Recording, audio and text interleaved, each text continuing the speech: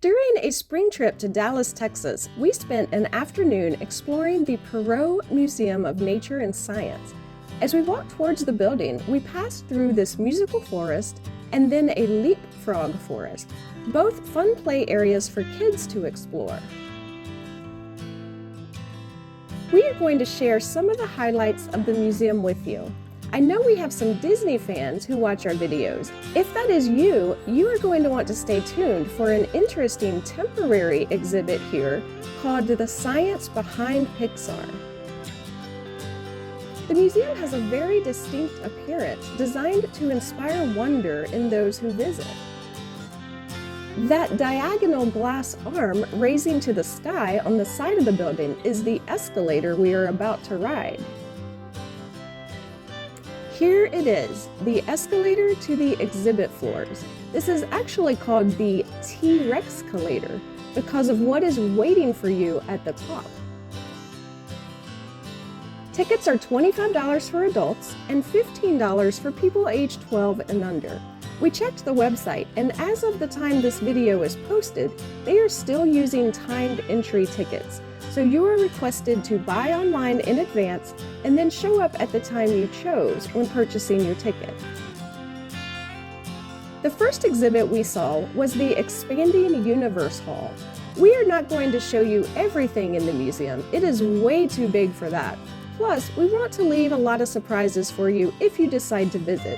We are just going to show you some highlights to give you enough to decide if this is something you would want to check out.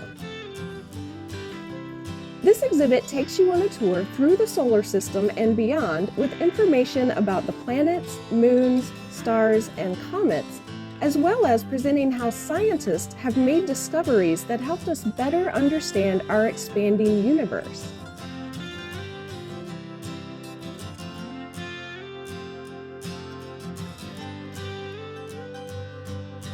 Next, we stepped into the Life, Then and Now Hall, which is the museum's dinosaur exhibit. There are dinosaur skeletons, dinosaur tracks, and other fossils that shed light on the prehistoric world. There's even a lab where you can see paleontologists process fossils fresh from the field. In fact, Perot Museum paleontologists found a new species of dinosaur just a few years ago, and it is named after the Perot Museum. You can see the remains of the Perot dinosaur, aka the Pachyrhinosaurus perotorum, in this exhibit. Next, we found ourselves in Discovering Life Hall, an exhibit about living things from single-celled organisms to the king of beasts, and everything in between. There are a lot of taxidermied animals along the way in this exhibit, which is interesting. The exhibit shared information about animals and their ecosystems, and even shared some troubling information about their interactions with humans. Like all of the exhibits here, there were some interactive displays along the way.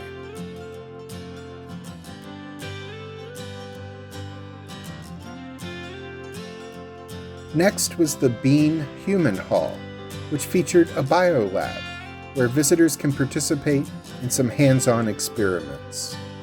There was lots of information about the human body, including some exhibits on how the body moves, which included this cool display where visitors can move in front of sensors and then these tiles would match the movements. Then there was this exhibit where visitors try to match their body to various poses that will test their balance and ability to replicate the poses. This is footage of Alice learning that her balance is not as great as it was when she was younger. One of the most fascinating exhibits to us was found in Gems and Minerals Hall.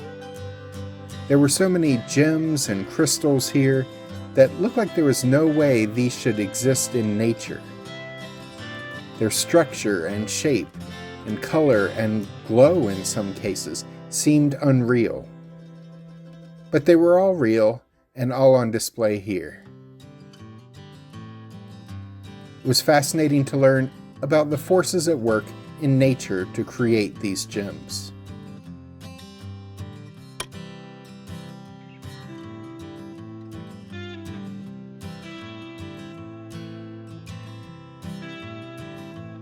There were a bunch of other exhibits too. There was Engineering and Innovation Hall that had robotics and other technological advances on display.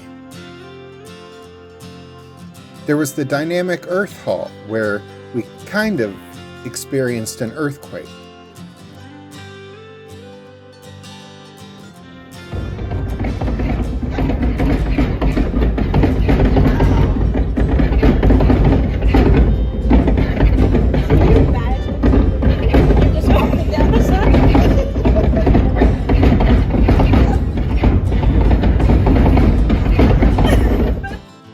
There was Energy Hall, where we learned about how resources like oil and natural gas and alternative energies are obtained and used.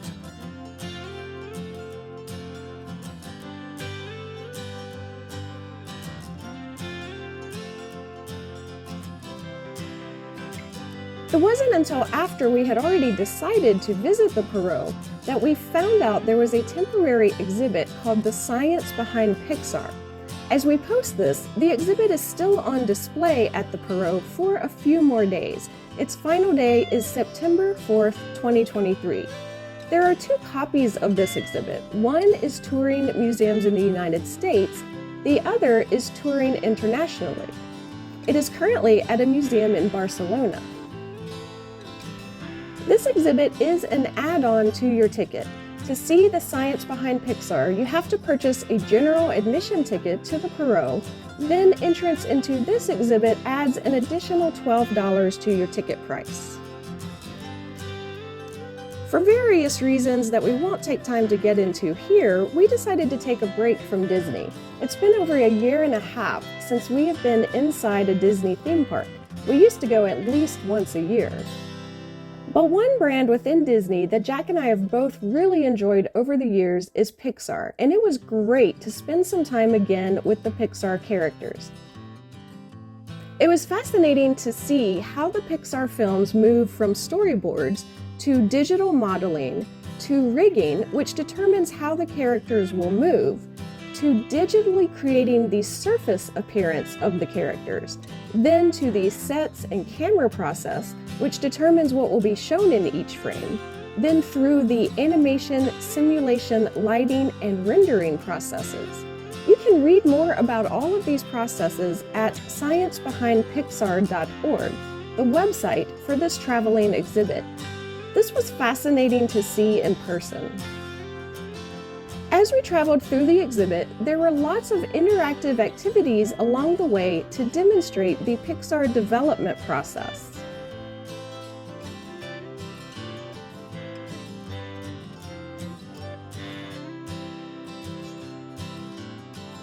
And one of my favorite parts of the exhibit was the life-size figures of some of the beloved Pixar characters that everyone wanted to get their pictures with.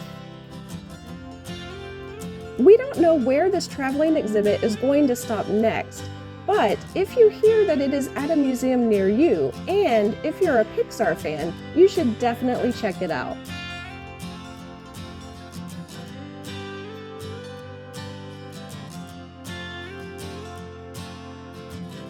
The Pixar exhibit ends with a Pixar gift shop, of course.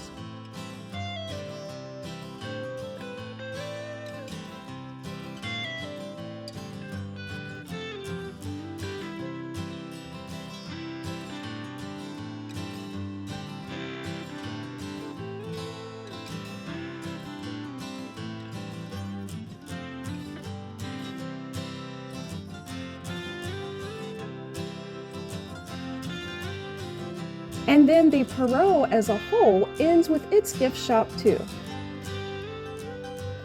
We were at the Perot almost 4 hours and we still did not see it all.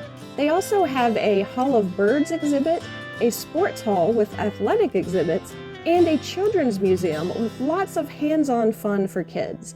but we didn't make it to any of those areas. The exhibits we did see were really well done. We learned some things and had a great time doing it.